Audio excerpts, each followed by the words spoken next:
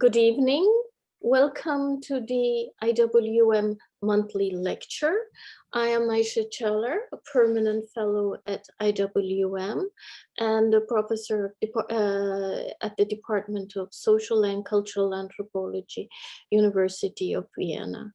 We are very pleased and honored to have Professor Giorgia Donà for this evening's lecture.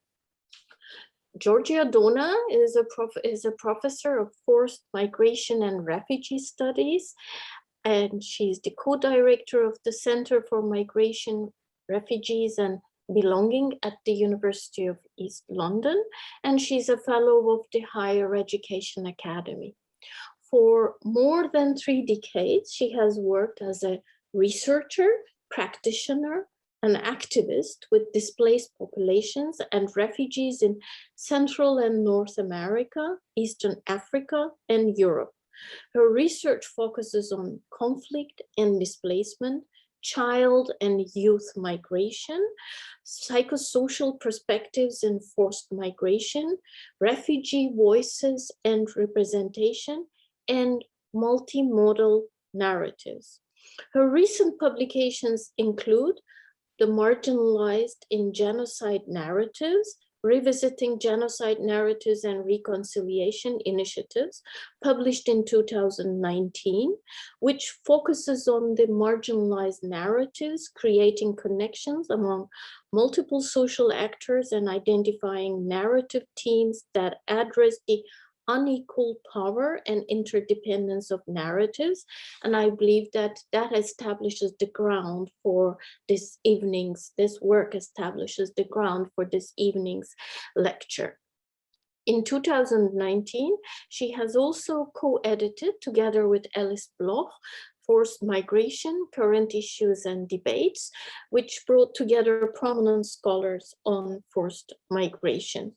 Giorgia Donà has held positions at the Oxford University's Refugee Studies program, the Child Studies Unit of University College Cork, Ireland, and the Italian Ministry of Foreign Affairs. She has worked with various organizations such as UNICEF and IWM, and has consulted governments and non-governmental organizations. In fact, her research has informed the government of Rwanda national policy on orphans and other vulnerable children in 2003, as well as the development training materials for UN protection officers and NGO staff.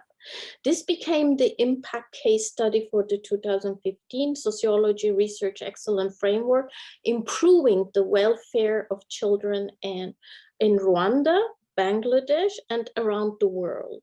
She also facilitated an exhibition, Digital Storytelling. I always underline this. I think this is very important also. Education exhibition as part of Living Refugee Archives.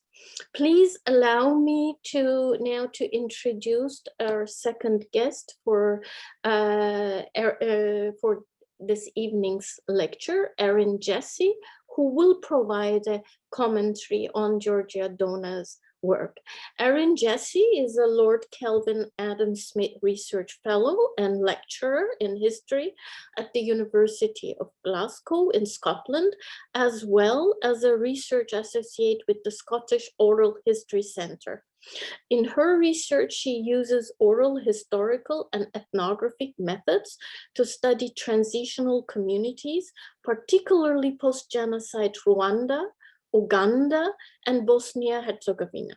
Her research interests include mass atrocities, nationalized commemoration, symbolic violence, transitional justice, mass grave exhumations, and the ethical and methodological challenges of highly politicized research settings. In 2017, she published her book, Negotiating Genocide in Rwanda, The Politics of History. She is also the co-editor of Researching Perpetrators of Genocide, which was published in 2020. We are very honored actually to have you, both of you, for this evening. And we are very much looking forward to Giorgia Donà's talk and Erin Jesse's commentary. The floor is yours, Giorgia. Thank you very much for accepting our invitation. Thank you. Well, first of all, thank you for inviting me, and thank you all for finding the time in your busy schedule to listen to my presentation. As Ayşe said, this is a kind of a way of thinking about some of the work I've done for the book on the marginalized in genocide narratives that I'm now trying to focus on and bring up to date. So I do welcome your questions, comments, and feedback, and especially you know, the commentator Jesse's comments on the presentation. So let me start then by sharing my screen with you so that you can also see the PowerPoint that I'm going to use for the presentation. Again, I would be grateful if somebody told me that you can see the PowerPoint. Can you see the PowerPoint? Yes, we can. Thank you very much. Okay. So, so the presentation that I'm going to give this evening is titled Rethinking the Social History of Ethnic Violence in Rwanda, Marginalized Voices and the Constellation of Genocide Narratives. This talk, in a way, is based on my long-term engagement with the country of Rwanda. And I want to start with situating myself within the personal, social, and narrative history of Rwanda. So at the beginning of 1996, a long time ago, I landed in the Rwanda's capital, Kigali, where I had a job in the context of the post-genocide recovery of the country. This was a year and a half after what has become known as the genocide, and that made the country famous in the world. I worked and lived in the country for 4 years, and as Ayşe said, it was at that time that I was also working as an advisor to the government of Rwanda, their children's kind of unit, and as part of a cooperation with the government of Rwanda and the Italian government, and I did consultancies, and also I ran a research and training unit. So my position in Rwanda was that of a practitioner, but also policy advisor and researcher, of course. And it is in that context that I embedded myself in the social life of the country that was recovering from such violence, and where I participated in conversations, events, and so on for a period of years. I then returned to Rwanda in subsequent periods for visits and longer ethnographic fieldwork. And when I left Rwanda in 2000, I began to participate in events with members of the Rwandan diaspora in the UK, where I live, and also in other parts of the diaspora world. What was interesting for me from a personal kind of position as a researcher in the country after the genocide is that over the years and decades, during which time I interacted with Rwandans and also listened to Rwandan, again, television news, Rwandan speeches, there was a change in the ways in which the events that happened in 1994 were being expressed, both at the national level and at the personal level. And there was this kind of consolidation and separation of what has become known as a war narrative as opposed to a genocide narrative. But as I went back to Rwanda over the years, I also noticed that my conversations with both people I knew and people I met in the country had become more standardized from the time I had been there. And then, as a friend of mine said, you know, the more time goes by, the more people are kind of keeping parts of their life stories hidden. In fact, he said, you know, 75% of somebody's life story will be missing from conversations, and especially from research. People will not tell you that they've been in refugee camps. They won't tell you if they've been in the, you know, in the re-education camps. They won't tell you if they've had children and they are, you know, in mixed families and there are issues and so on and so on.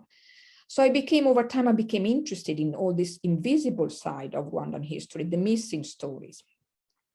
And over this kind of 20 years, I've been reflecting on this. And as Ayşe said, in 2009, this book came out. The title is The Marginalized Genocide Narratives. It has been since reprinted last year. And I'm now kind of developing some of the ideas in this book more fully from the point of view of social history. So connecting with the history then, for those of you who are not familiar with Rwanda, I will very, very briefly give you a snapshot. I will not do justice to the history, the complex history of the country.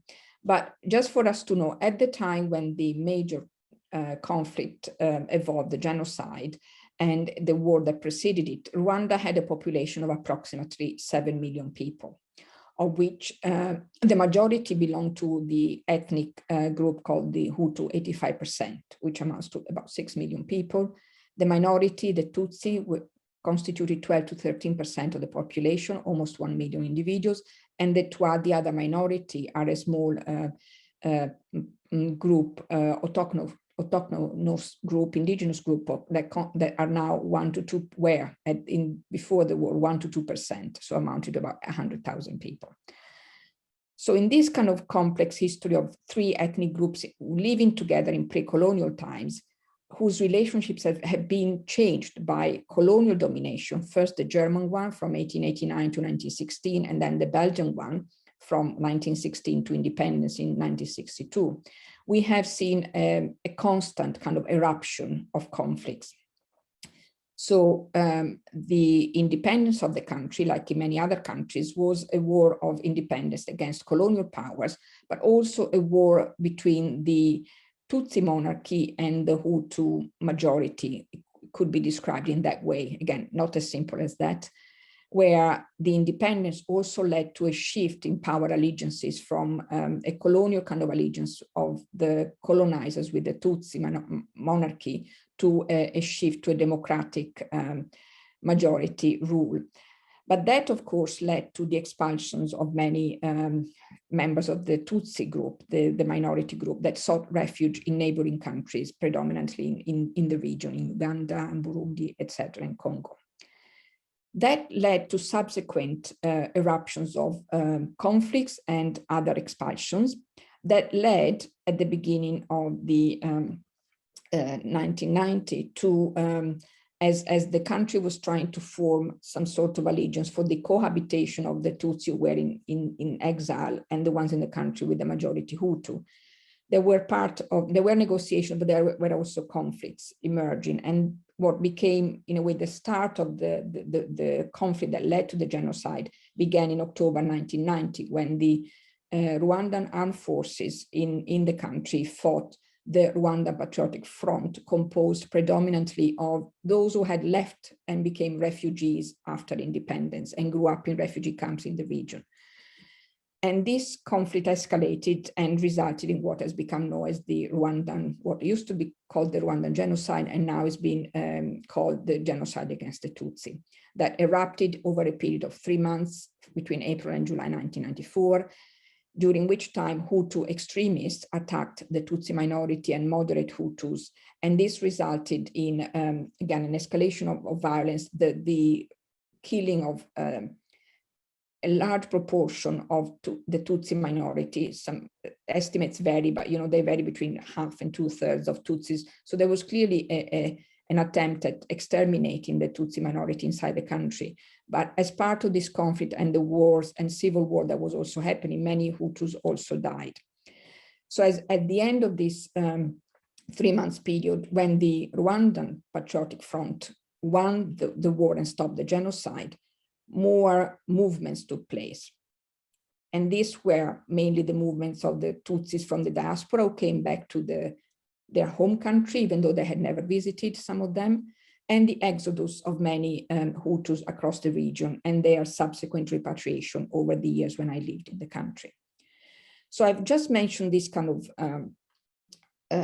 brief history of the country to highlight the complexity of what has been described as the genocide, because the genocide, as we know, did not happen out of nowhere. It happened as part of these social and ethnic relations that had been unfolding over time. But the genocide has been portrayed in the media across the world in documents in Rwanda as a simplified, essentialized story of victims and perpetrators, where the victims have become associated with the Tutsi exclusively and the perpetrators with the Hutu predominantly. In the years following the genocide, the categories Tutsi and Hutu became replaced by the names rescapé, which means survivor, to refer to those who survived the genocide, but the Tutsi more generally, and the term genocidaire, genocide perpetrator, which became to be associated with the Hutu. And this, in a way, leads to what Thompson refers to as, again, a construction of a trope of the victim and perpetrator, where these two groups have been cast into the essentialist categories of victim and killer, and they have become the protagonists, the sole protagonists in a way of the fiction, the story of violence. But when I was in Rwanda, I knew that this was not the whole story. So I left the country, and as time evolved and the numbers of those who had been killed, the survivors, those who had been through the different tribunals emerged, I realized that if we take the population of 7 million people in Rwanda as an approximate, and we know that between 500,000 and 1 million people were killed during the genocide, most of them were Tutsi minority, and that in subsequent years, almost 1 million suspects were being prosecuted for genocide crimes. Not all of them found guilty, but went through the trial. We can see that even if we start with this basic calculation, this story of the victim and perpetrator as an essentialist story of the genocide doesn't capture the experiences of 5 million Rwandans who don't fit in this category. Where are they? They don't fit in the category genocide victim and perpetrator. And this became, in a way, my mission for the following number of years, where I tried to collect the stories of these individuals and trying to get a broader understanding and a deeper and more complex understanding of this social history. The ways in which I did that was by adopting a narrative approach to understanding public and personal narratives. So very briefly, we know that narratives are stories. They are ways of making sense of life and expressing one's position in relation to life. But narratives they're neither static nor they are isolated, but they evolve in a process of dialogical exchange, both interpersonally, but also nationally. And in this process of dynamic dialogical exchange, certain stories, certain narratives gain strength, and others an hegemony, and others become marginalized. They go underground. So it is in this kind of configuration and reconfiguration of personal narratives, political narratives, legal narratives, that what emerges in many situations of conflict and post-conflict is that there are certain master narratives that begin to evolve, and they in a way become the coherent frame of reference that is used to interpret the past, guide social action in the present, and envision the future of the country. So master narratives become quite important for individuals to make sense of what happens, but also for the writing of the social history of a country that has undergone crisis and violence. And there is a tendency in many situations of post-conflict to propagate a single public master narrative that tends to legalizes alternative views that may be contrary to this emerging master narrative. And this is achieved through narrative closures, where certain stories are not being publicly acknowledged, or are or become forbidden. But within this consolidation at public level, national level of a master narrative, there are ways in which individuals are positioned differently. So members of society engage with this kind of collective history, the national history, the public history of what is meant to inhabit a particular space, a particular political identity, a nation, a movement, in different ways. So their narrative engagements become important in kind of this reconfiguration and dialogical exchange. And my interest was in exploring all these relationships among, as I said, public and private narratives, national and personal stories. And the methodology that I have adopted is a multi-level narrative approach that integrates primary and secondary sources and connect the personal to the national. following Hammack and Pilecki approach to the understanding of narratives. So I have been over the years kind of doing content analysis and tracing a whole set of official policies and legal documents for the period 1990 to 2018, when I wrote the manuscript, and I'm now again trying to update that official history. And I also collected testimonies that were published soon after the genocide, before I went to Rwanda. I complemented those with interviews, group discussions, and participant observation, both in Rwanda between 96 and 99, when I went back in 2000, 2001, 2009, 2011, but also interviews and participant observation, as I said, in the diaspora, and specifically in the UK, where I'm still in contact with Rwandans in the diaspora, in Uganda, and in Belgium. And what I have been doing through this multi-level narrative approach is to also not look at individual histories, but family biographies as a unit of analysis. So I think that one of my contributions to understanding the history of violence is entering from the point of view of the family. And this, I should say, emerged from what Rwandans were telling me when I was there about the importance of the family, making sense, in getting support, in trying to reconcile.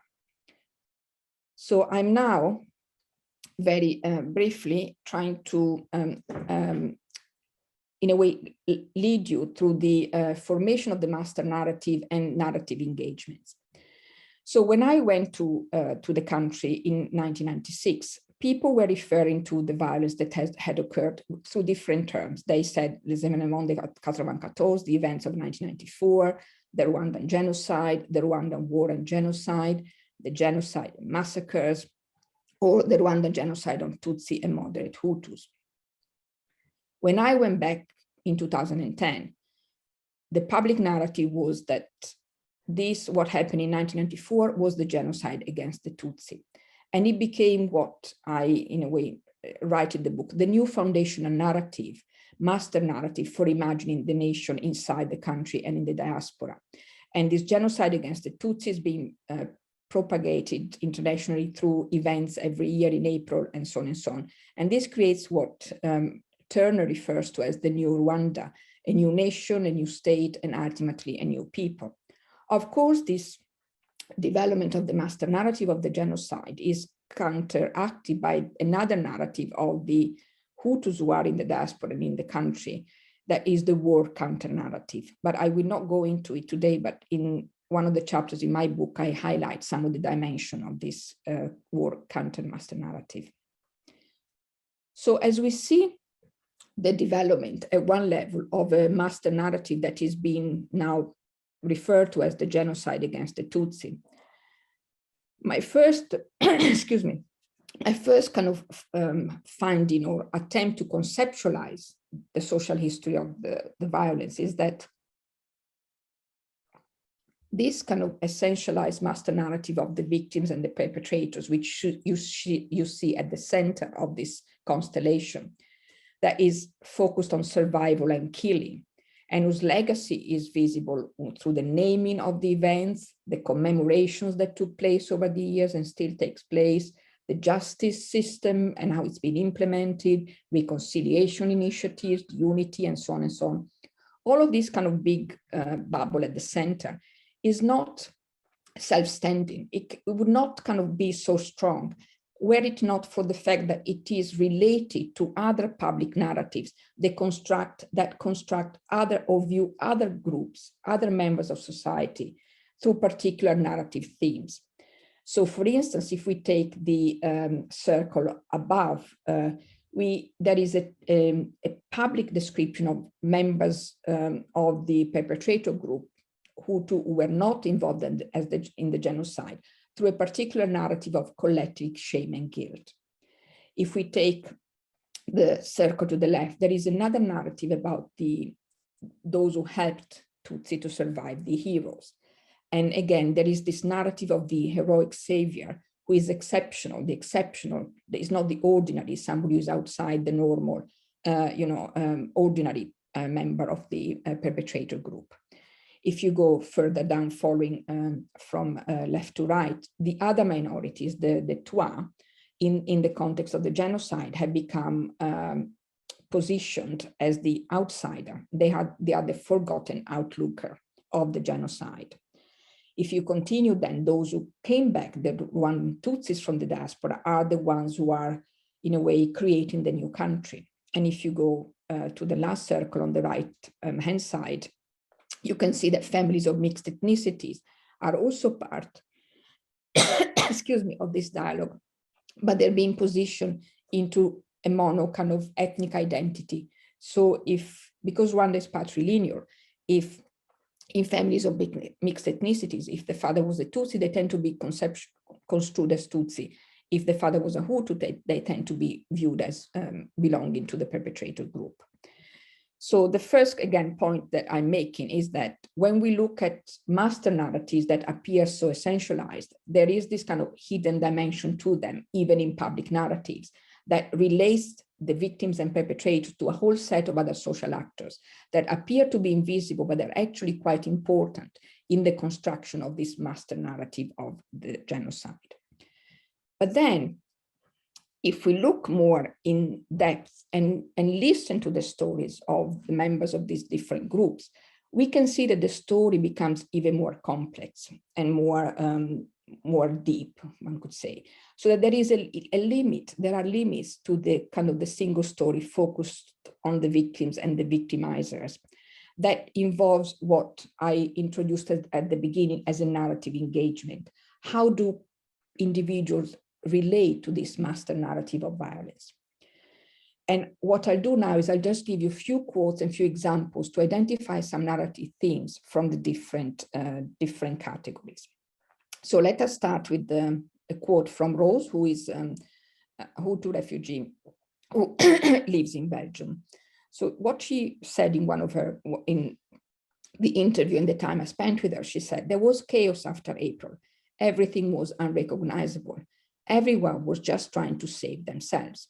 So you have this sense of chaos that goes around rather than this clear-cut, differentiation between one group and the other. And then, following on from her quote, what do members of the perpetrator group, Hutu, people who belong to the ethnicity, that particular ethnicity, how do they position themselves vis-a-vis this narrative of collective guilt and shame? So let me give you a quote by Damas, who says, "I was born from a Hutu father and Tutsi mother, but I have always been completely against this ideology of massacres, especially given that in my family, nobody was implicated." So he would be considered a member of the perpetrator group because his father is a Hutu. But as you can see, he's trying to detach himself and his family from the perpetrators. And Fidele says, "For the time being, we are called genocidaires, even though we have not played any role." And Kalisa says, "The crime is personal. Nobody should be accused of crimes committed by others." I've chosen these three quotes because they highlight key themes that have emerged across other interviews. One pertains this idea of ordinary morality, where many Rwandans say, we are the honest men, the ones with the good heart. The perpetrators are the ones who are outside the morality, are outside what is an ordinary way of living that we share. So they position them, they break down this correspondence between ethnicity and the category genocidaire. And we can see that very clearly in the second quote, that there is a detachment. And the third quote, in a way, explains why they think in that way, because they attribute crimes to personal responsibility and not the collective responsibility. So this just gives you an example how people trying to reposition themselves through an engagement with these narrative themes. If we take the example of the heroic rescuer and the narrative of the heroic rescuer, I'm now giving you another kind of long quote that captures a whole set of elements. So this is, again, Kalisa, who is a survivor. And he says, "For me, it's incomprehensible how someone risks his life for a Tutsi. These people really deserve rewards. On my part, if the possibilities allow me, I would award the rewards to those who hid me. For me, let them be punished, all those who participated in the genocide. But those who have done good deserve rewards in the eyes of all, in order to show everyone that not all Hutus are bad. Like that, it will facilitate the process of unity and reconciliation. But it's difficult because there are those who have eaten some and have gone to kill others. So you can see from this quote and other interviews I've collected that this idea of the heroic rescuer is not as clear-cut as and homogeneous as it may appear. So the rescuer is celebrated, but also there is this ambivalence of those who helped rescue, but also committed atrocities or might have saved one, but not somebody else.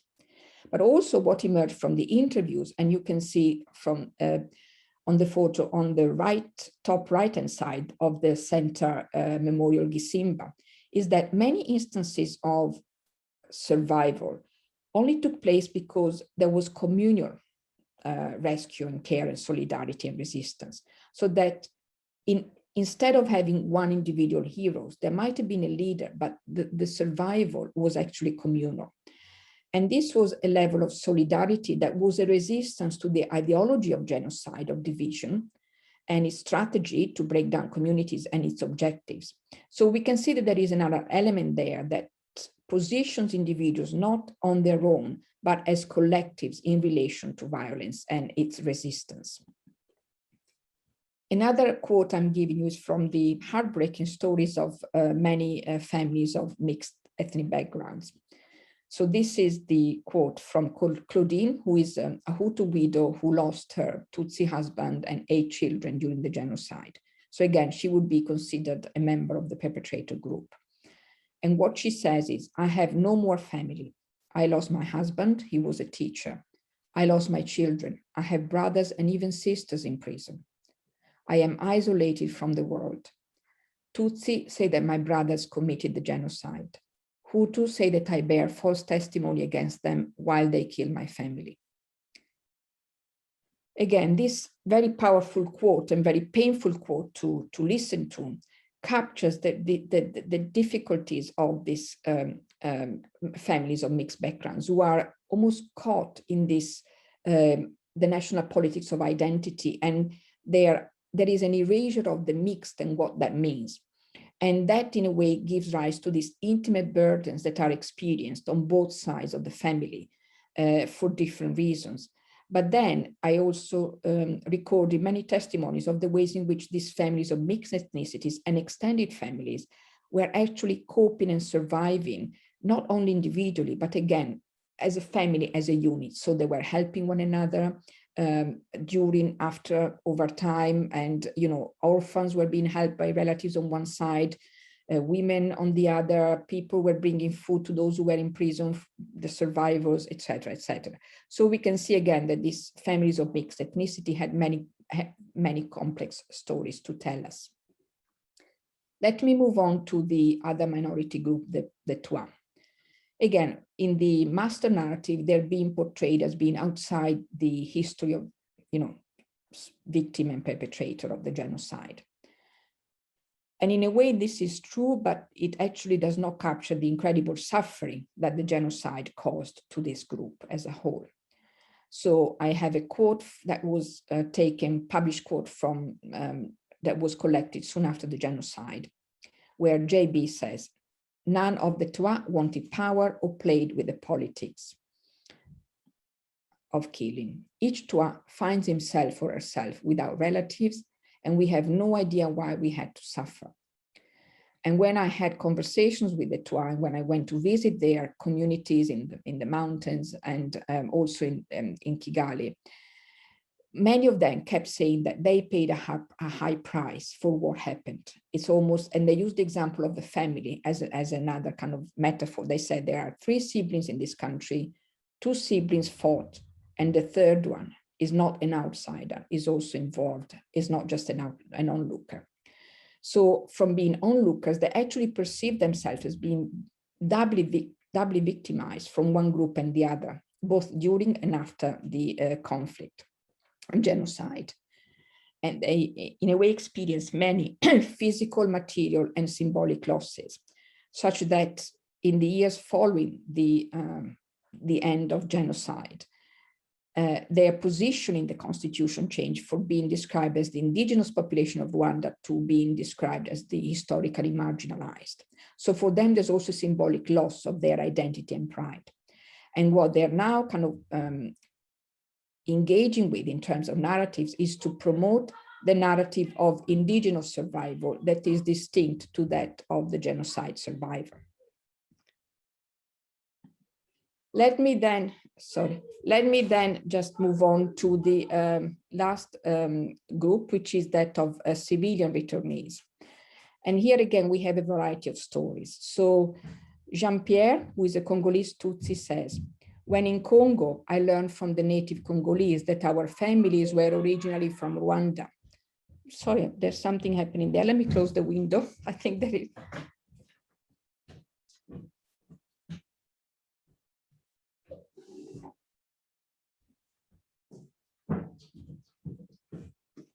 Apologies for that. This is life in London.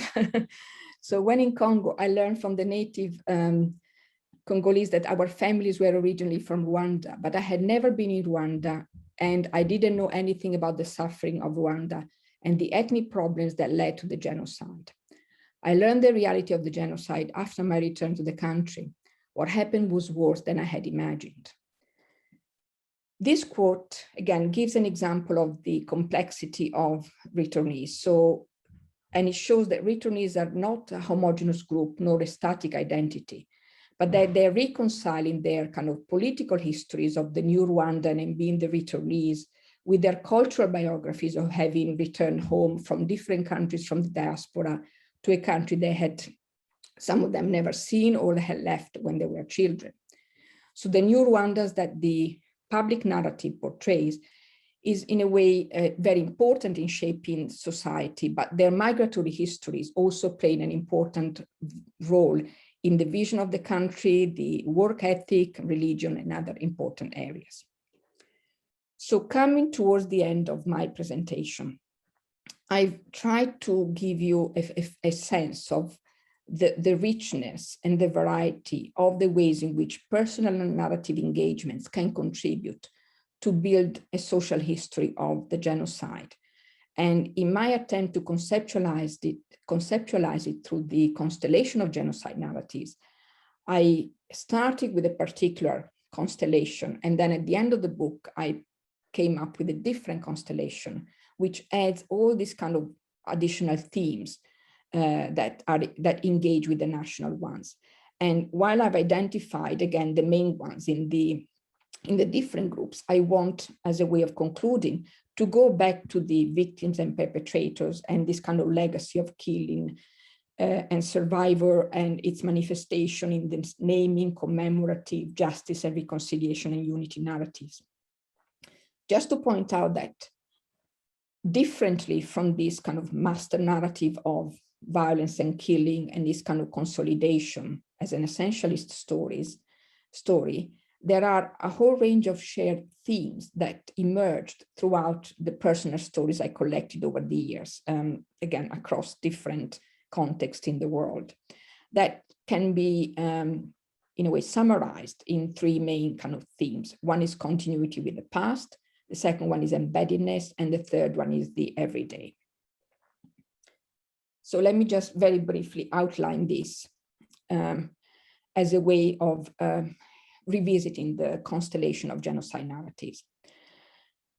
So against kind of a narrative of totalizing violence and rupture of the old and new Rwanda caused by the genocide, these stories also point to continuity, embeddedness, and the everyday, where we have continuities in values of morality, ordinary life, family relations, support, help, and values. And this problematizing the rupture between the old pre-genocide and the post-genocide reality that is often described in both scholarly kind of articles and in media and policy documents. But then what also emerges from this revised constellation is that when we think of victims, perpetrators, or other social actors, they're not detached to one another, or they're not belonging to a group, and that becomes their main identity, as often reproduced in kind of these discourses around the genocide. But on the other hand, there are many intersectional subject positions that challenge the overlap of ethnic and social identities of victim and perpetrator. And in a way, looking at the exceptional, abrupt, incredible violence of the genocide, we also have another kind of reality of the everyday that helps people to connect the past and the present, that in a way records the complex legacy of the genocide as an event and as a narrative on the social and narrative lives of the nation and its people. So if we were to rethink the social history of ethnic conflicts, what I like to argue is that the constellation of genocide narratives that I have presented to you today is relevant for understanding Rwandan history, but also is applicable to other contexts. And we can think of any other conflicts, especially ethnic conflicts, where we have dominant narratives of victims and perpetrators that obscure other complex identities. So in this sense, I hope that my conceptual contribution is a contribution to Rwanda studies, but also to the social history of violence more generally. So let me then just highlight some of the ways in which I think this book can contribute to Rwanda studies. Again, like other scholars, I have problematized the hegemonic genocide discourse and the conflation of ethnicity with the social categories of victims and perpetrators. And Jesse can come in on that. I have tried to address some of the gaps in the current knowledge about other social actors. Where I think my contribution comes to the history of Rwanda is that I have brought them together. So other scholars may focus on one group or the other. I have tried to bring them all together and to identify how these themes are interconnected and how these groups actually are interconnected. That's really what I would like to see as my contribution to the understanding of the history of violence in Rwanda studies. But more generally, is when we think of the history of violence, we know that the nationalist myth functions as a story that simplifies, dramatizes, and selectively narrates the story of the nation's past and its place in the world, its historical eschatology, and a story that elucidates its contemporary meaning through reconstructing its past. So following Bell's kind of understanding of the power of the nationalist myth as a story, I have tried to bring in the idea that this story needs to include a broader historical consciousness, such that, as Seychelles in 2004 wrote, our understanding of the past, our historical consciousness, is combined of all these different marginal stories that shape our sense of the present and the future. And thus, in a nutshell, to summarize what I tried to show is that I wanted to argue that the inclusion of marginalized voices is critical to the understanding of the social history of genocides and ethnic violence, that a framework to integrate national and personal narratives can add to this understanding, and that it is through the visualization of the interdependence. So Ayşe was talking about art. I like the vision and the art. So it's through visualizing this interconnectedness that I try to show how both at national and personal level, there is a constellation at place that can fill a gap of the social history of genocide by telling how narratives are appropriated and negotiated. And it speaks to the unequal power of narratives, but also to the power of marginalized narratives for rethinking the social history of ethnic violence more generally. So that is the end of my presentation. Thank you so much for listening. Thank you very much, Giorgia. That is from this kind of a grand tour of the social history of the Rwandan genocide, and showing the complexities, but also opening the door for us for thinking through that, the other ethnic conflicts, genocides. So thank you very much. I will immediately give the floor to Erin Jesse for her comments, and then maybe you could respond if she has questions, and then we will open it for the discussion. Thank you very much, Ayşe. And thank you, Giorgia, for that very, very rich and really informative talk. It's an absolute honor to be part of this event today, and wonderful to be able to hear you speak about your work, after having followed it for so long.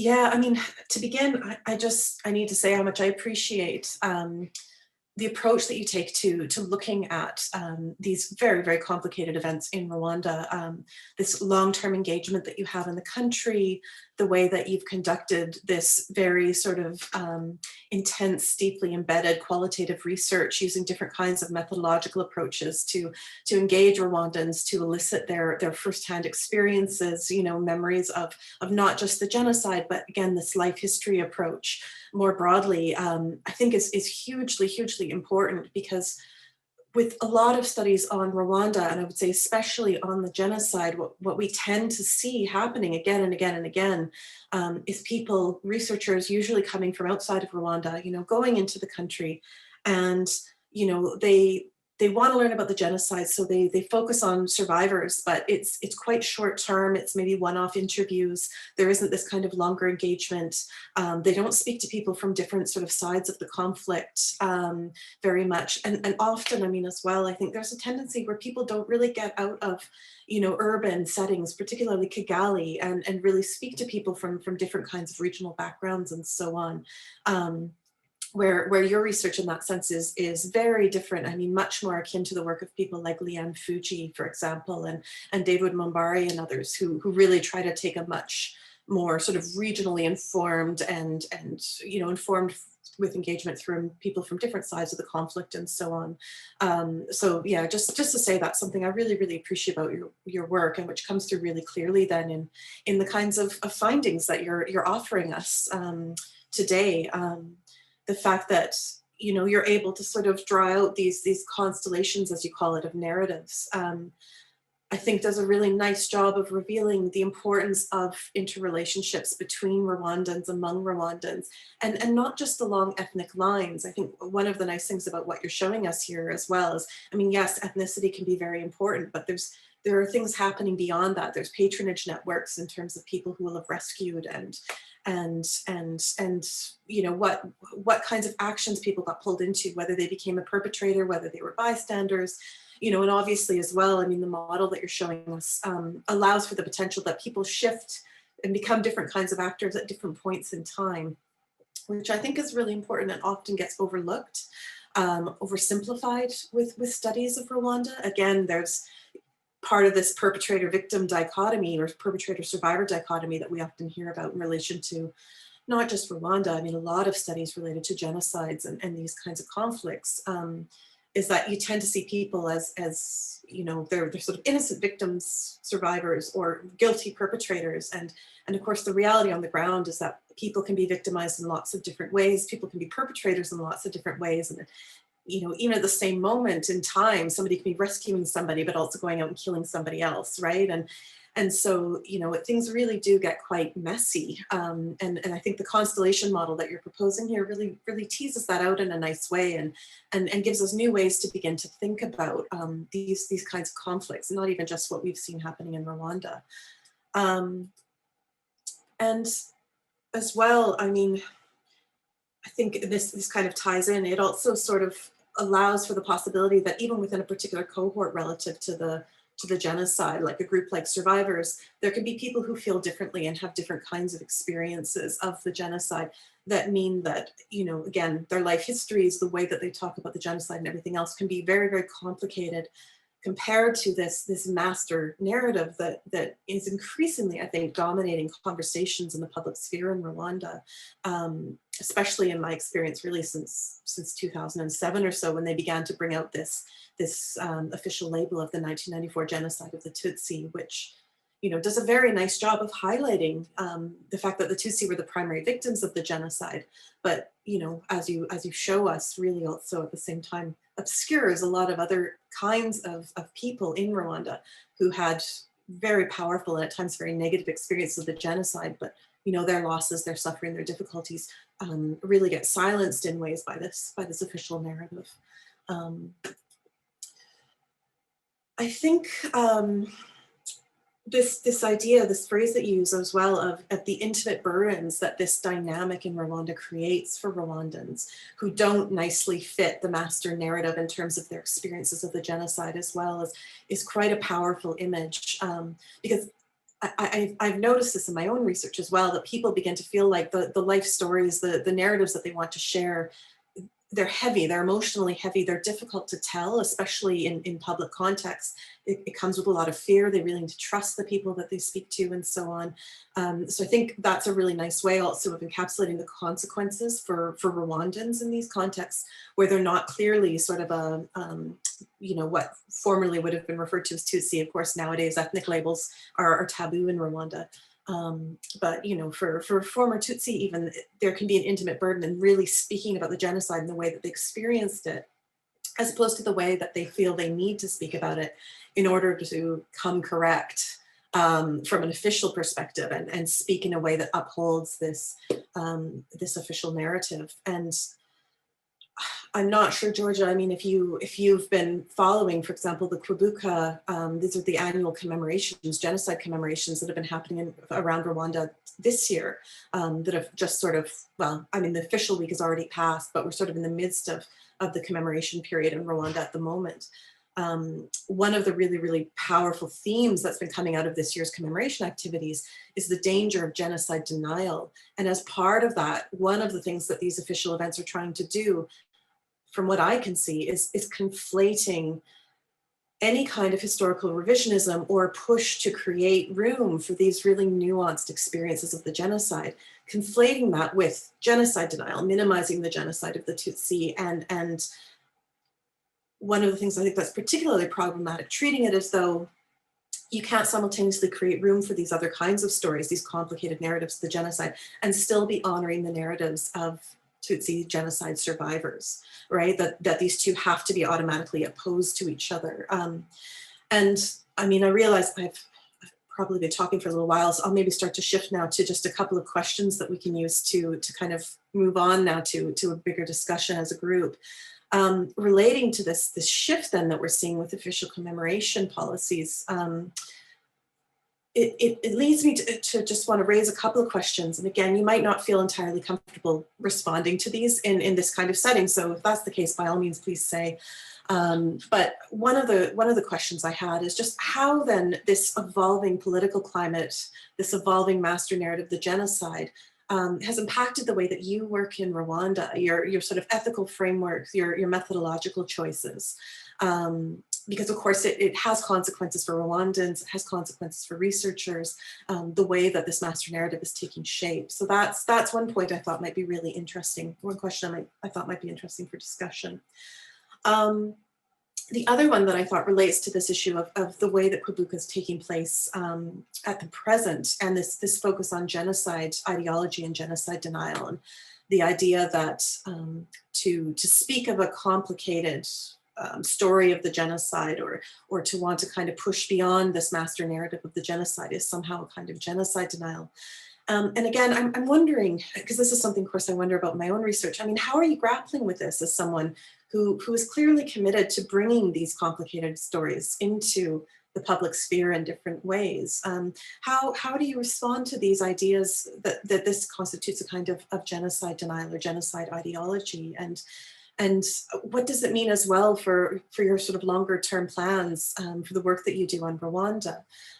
Because again, I imagine that there's probably some challenges there that you're working through as well. And I guess finally, I would also maybe just pose a third question to you. Where do you find, and again, maybe this is going beyond the research that you've been able to do in the country lately.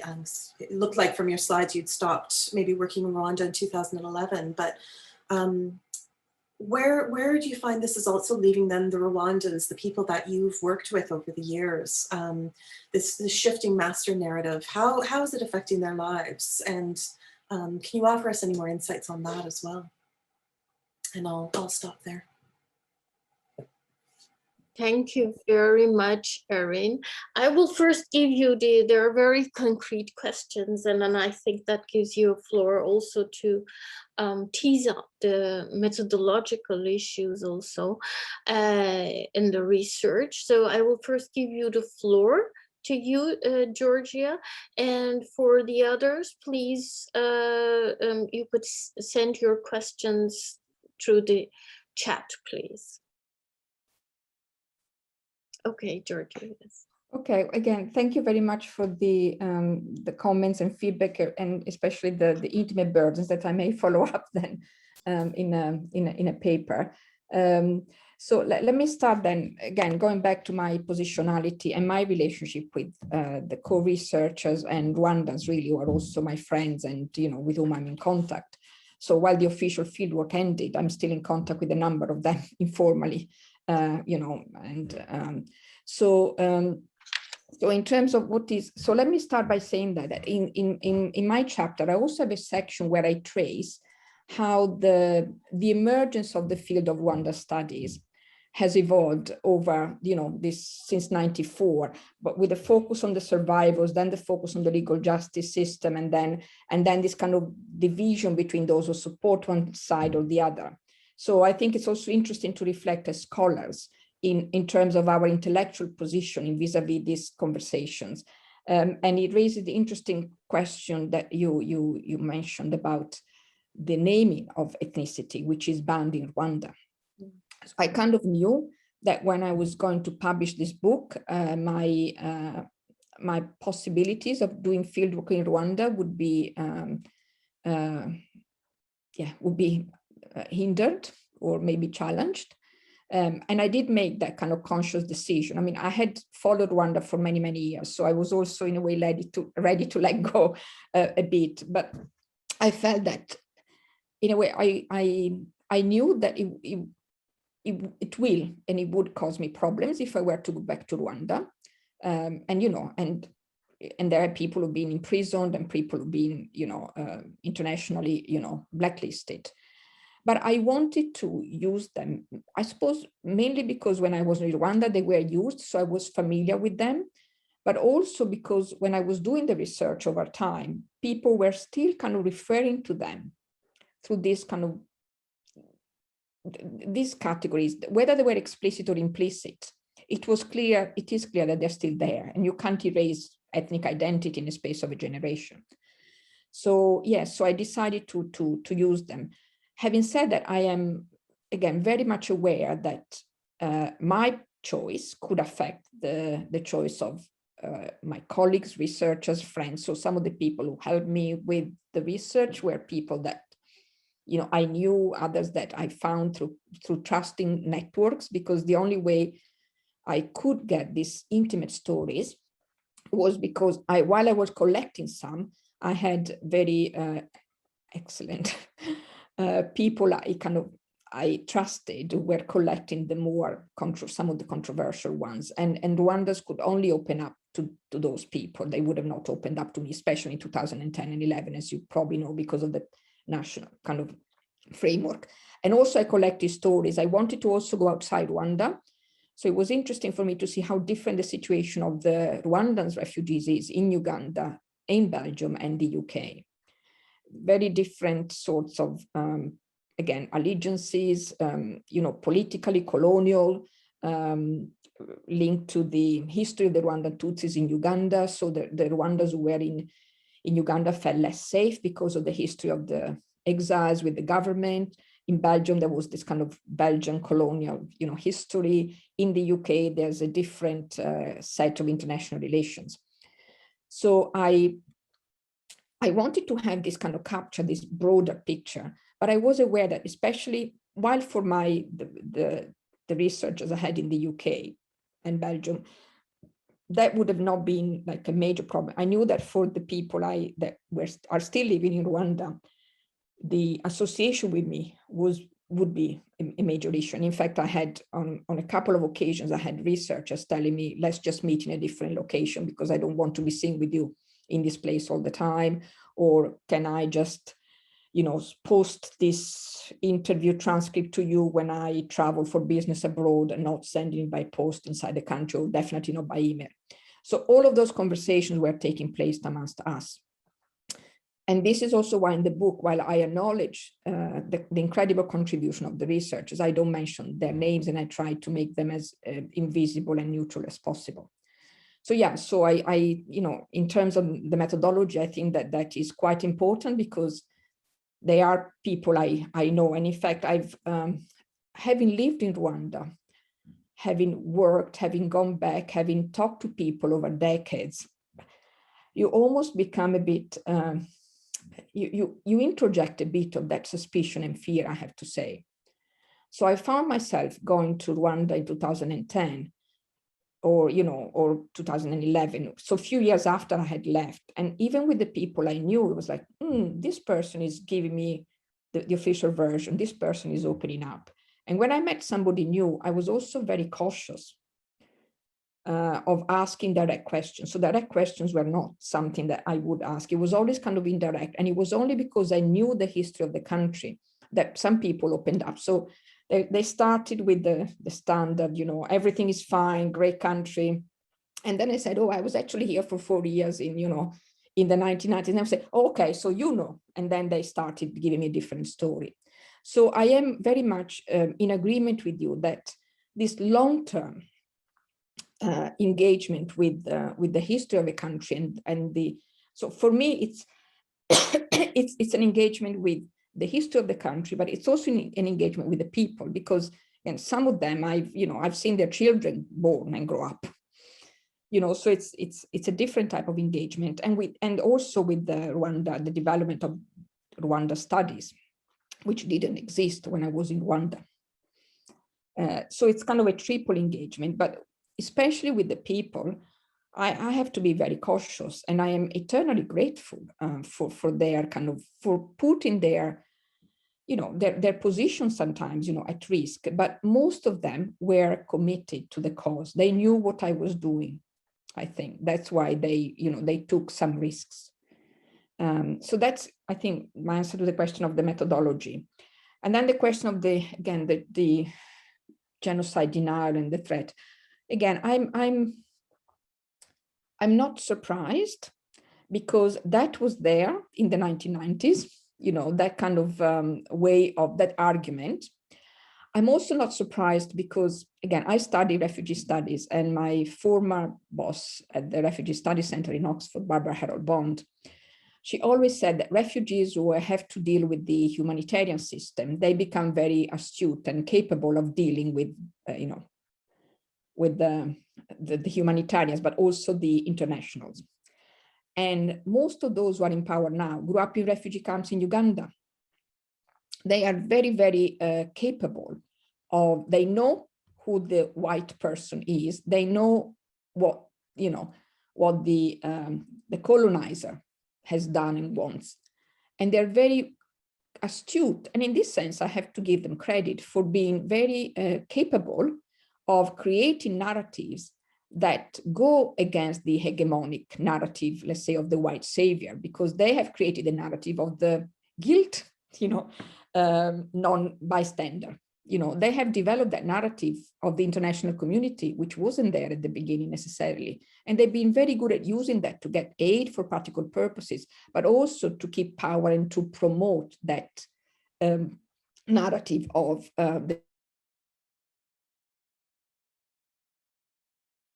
in my chapter, I trace the history of the evolution of the terms of the genocide. And you can see how over time, they go to different UN bodies. Their diplomats are very good, very cohesive in suggesting that the genocide of Rwanda becomes the day of the month of the international genocide. So it's through that very astute, very intelligent, very articulate creation of a narrative that we are where we are now. And it is their survival,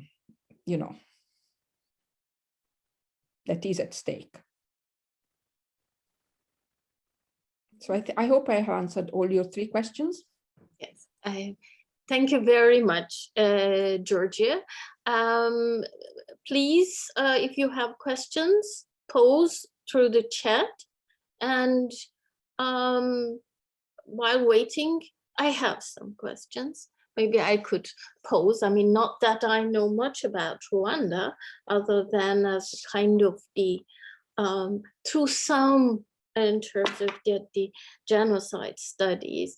One question I have is that in relation to the family as the unit of analysis that you're using it, and in terms of trying to, in bringing the family as a very good entry point for excavating the marginalized voices, and with the mixed families, especially where one sees it very fruitful. But on the other hand, I'm wondering about that the marginalizations within the family, within with the voices. Whenever I hear family as a unit, family is also a kind of a site of oppression, could be, and very often we see. I was wondering whether within that, with this kind of an methodological entry point, but if once you take it as the unit of analysis, do you see that whether certain voices get augmented, or it works as a site of canonization at a different level? This is one question I have. The second question is, my second and third questions are very related, I think. One is, I'm always fascinated with those groups which are identified as onlookers, that who are the kind of part but outsiders. And then you said that they are they put themselves as doubly victimized. And I am wondering, they're changing locations in that kind of the evolving narratives, in the meta narratives. How do they become, whether their outsiderness took different shapes and forms. And that is also related with the, my last one is in relation to Rwanda, that I don't know whether after that there was that kind of repatriations, that kind of issues were involved. But very often we know the genocides also go together with property. And so, and I was wondering how those onlookers, their ambiguous positioning or double victimizations, how did they fit into those kinds of repatriations, whether they were involved in it? And because it's very difficult to have outsiders or who are just onlookers in those kind of constellations. And then I think with my last question with this, the repatriation, those which I talked that you were talking about was kind of narrative frictions, very frictional narratives that you are talking about, where that the international forces outside of Rwanda, how they got into that, but you were referring it that it follows in terms of the evolving narratives. But I would like to hear really about some of those repatriations, property, and how that had an impact on the way that the narratives of genocide evolved. What did it do? How the onlookers were situated, and the unit of analysis, the family question.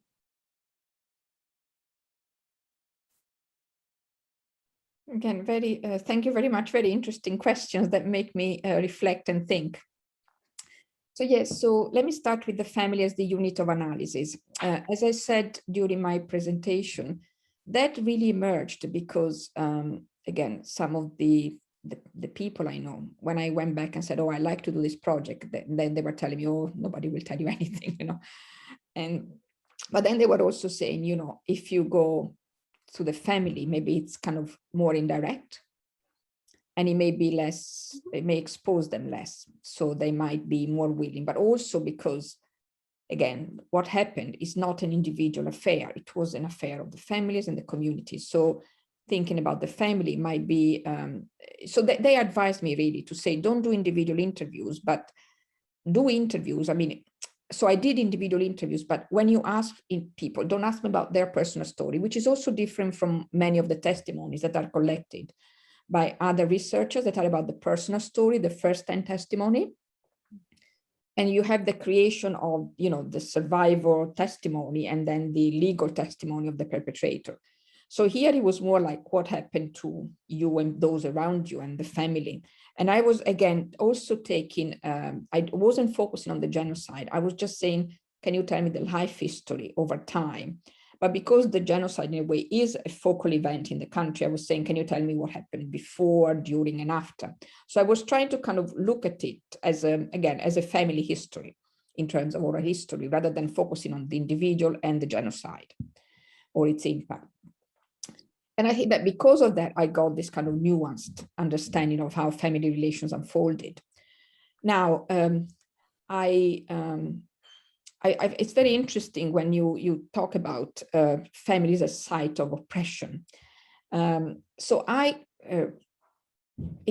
definitely there is an element of patriarchy that is involved in the in family relations in Rwanda, and the fact that the ethnicity comes from patrilineal lineages is quite relevant to understanding violence, but also family relations, especially among mixed families, where it was mainly kind of Tutsi women who married Hutu men. It was less common for the reverse to happen. So there was this element of moving into a family that gives you prestige from the point of view of the women and the men. And there was this, again, the stereotype of the beauty of Tutsi women. So the acquisition of beauty and, you know, in this family configuration. So definitely these family histories unfold within a patriarchal society where men have a certain authority and power.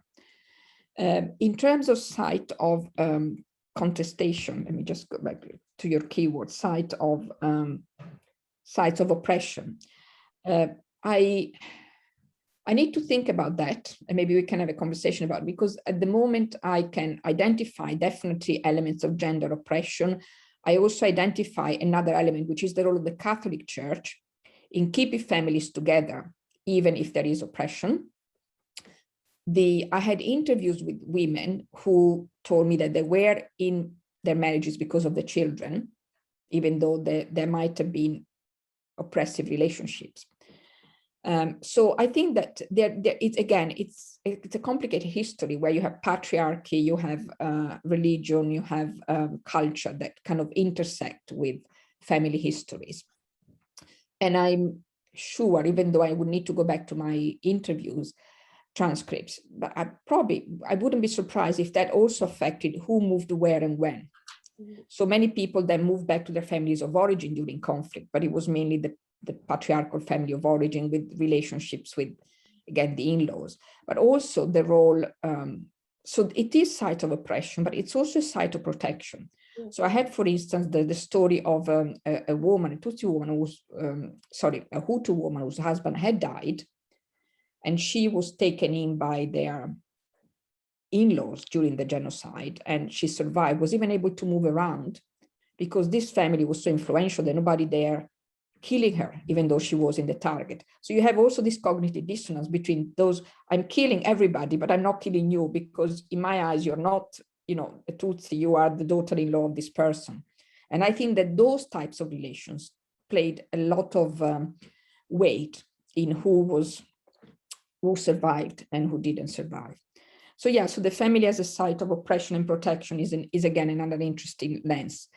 And then looking at thinking about the onlookers. Again, there is a whole history of the minority, the Batwa, being the marginalized and the onlookers in the history of Rwanda. But also, again, it's not as simple as that, because in the pre-colonial history, they were affiliated with the Tutsi monarchy. Mm-hmm. So they were seen as belonging to, or having connections with one side of the ethnic divide during the conflict. But then as part of the citizenship role, they were in the patrols where they were killing the Tutsi. So some of them then fled with the Hutu at the end of the genocide, some stayed behind. So they're definitely, the point that I was making is that they're not onlookers at all. In fact, when I did some calculations, I think that they lost like 30% of their members, if not more. And if you look at 100,000 people, losing 30,000 people more because of this conflict, the movements and the return, is a huge number of members. And then after the end of conflict and in the decades that followed, their position is definitely not one of onlooker, but it's been demoted to, now being officially called the historically marginalized, while in the past they were the autochthones, the indigenous inhabitants. So that pride is kind of taken away from them. So they paid a symbolic price as well. So in all of this, again, the point that I think I was making is that these marginal groups in all conflicts are marginal just in the public narratives, but in their personal narratives, they are really part of the landscape of violence and reconciliation. But because they're a minority, now they continue to be, perceived as being outsiders of reconciliation initiatives, of justice initiatives, even though some of them were put on trial and so on and so on. So then to come to your next point, which is around those who returned and property. Again, land is property, and land is a core issue of this conflict, because all the negotiations that were taking place at the time when violence erupted were around the return of hundreds of thousands of refugees from abroad into Rwanda, and those who became the extremists and perpetrated the genocide had an ideology that said that there was not enough land. So the issue of land is there underneath or beneath or connected to the issue of ethnicity. Then those who left, those who, of course, when the war ended and the Rwandan Tutsi in exile, the Rwandan Patriotic Front won the war, 1 million Rwandans left the diaspora and went back to Rwanda. So where did they go and live? What did they do? What businesses did they set up? What land did they get? Where did they find houses? So yes, again, property is important. So when they returned, they occupied the houses of those who had gone abroad. They occupied the land to survive. And the government also set up programs where they build houses for the returnees in certain regions. Again,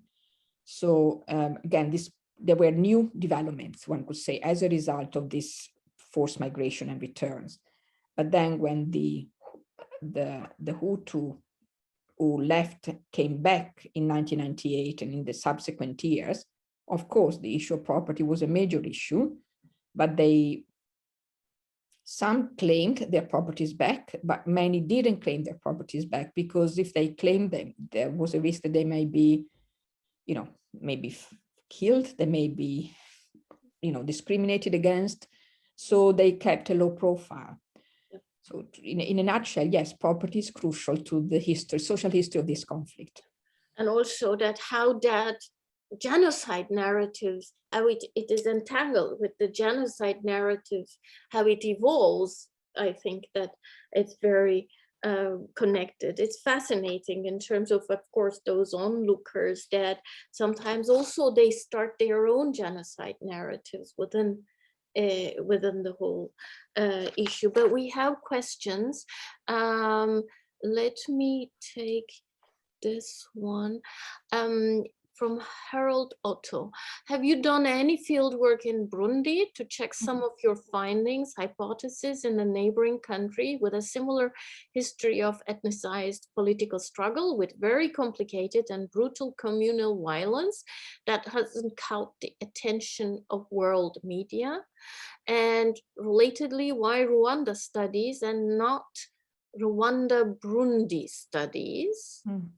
And let me, because of time, let me take another one from Nicola Ksiazek, that Nikki, did the experiences of the genocide had an impact on the languages of Hutu and Tutsi in both how they speak of the event, but also general adaptations? I think these are very important two questions, and then we have another question afterwards, but I will first let you respond to this one.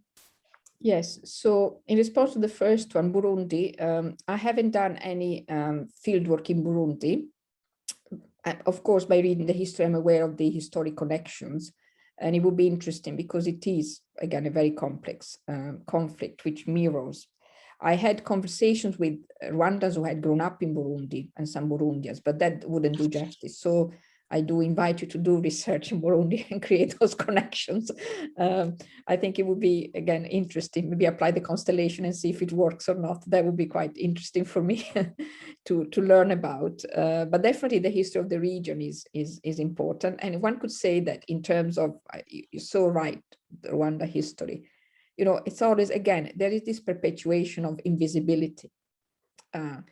So the genocide became the catalyst for for Rwanda becoming a celebrity country for the wrong reasons, yeah. But, you know, it was unknown before 94. Now everybody knows about it. Everybody knows about the conflict. You know, so many books, researchers, PhDs, you name it, have been conducted since in the last, 25 years now on the country. And to the point that it has become, almost like a field of study. So where is Burundi? Burundi is not there because it is not visible to the same degree. And it is, even though I agree with the listener, with you who are listening, because the conflict has been, equally devastating at community level, and communal violence has been, incredible. So it speaks of the history of invisibility in scholarship as well as real life. And then in terms of the language and the creation of the ways in which they speak about the past, but also the ways in which they adapt, that is, again, so interesting and so fascinating. Because, again, for me, again, at personal level, when I went to Rwanda, it was one thing. When I went back like 10 years later, everybody was wearing traditional Rwandan clothes. In the 1990s, they were. And so all the returnees were reclaiming an identity by not reinventing, I suppose, their kind of history and their image and the symbols that they used to portray themselves, the dances and so on and so on. So there is definitely there an element of adaptation of different histories and biographies. So from the point of view of those who grew up in exile and went back to a country they had never been, or they left their children, it was their home country, but it wasn't their home country. So they had to adapt. But because they went back as victorious and became leaders, they've also played a highly influential role in the ways in which the country and those who were in the country and lived in the country have adapted. So what you see over the years, for instance, is a shift from Catholicism as being the dominant, religious force and church, to a whole proliferation of evangelical and Protestant churches that the refugees who went back from Uganda brought back with them. Work ethic, approaches to social care for children. The Burundians I spoke to wanted the children to be in orphanages if they didn't have parents. The ones who grew up in Uganda wanted them to be in the community. So there were all these clashes on like social care. So there's been a whole set of adaptations that the country has gone through, which of course means that those who both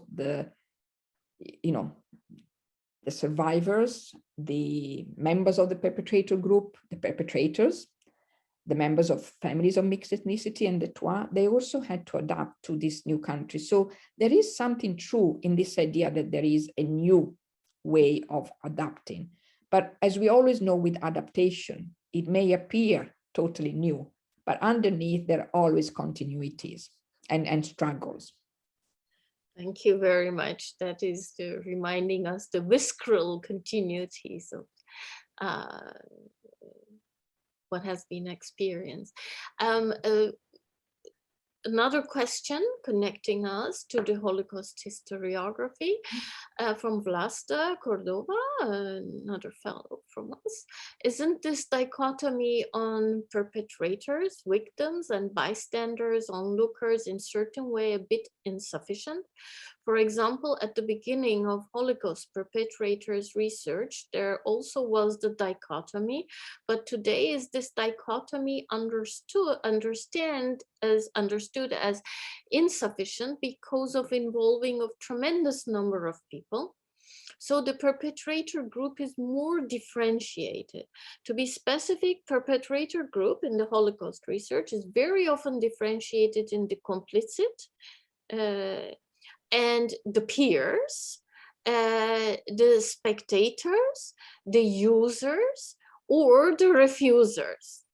Wouldn't be also in your research helpful to use this differentiation, especially considering your focus on families? And also in the Holocaust research is reflected space to maneuver social origin and motivation of these all groups. It is just a note comparison from Holocaust historiography. So could you maybe just drawing certain parallels, differences? Again, thank you for this, again, very interesting question. So I originally went into this project with, the book originally was titled Bystanders to the Rwandan Genocide. And then I changed it to the Marginalized because I found that the bystander category just wasn't working at all. And I then wrote an article in the Journal of Genocide Studies in which I think the title is Situated Bystandership, where I don't use the categories that you are mentioning. I don't label the different kind of groups, but I make the same point that there isn't just one bystander. It is a situated positionality kind of bystandership, that different people will be bystanders at different points in time for different reasons, and they explain why.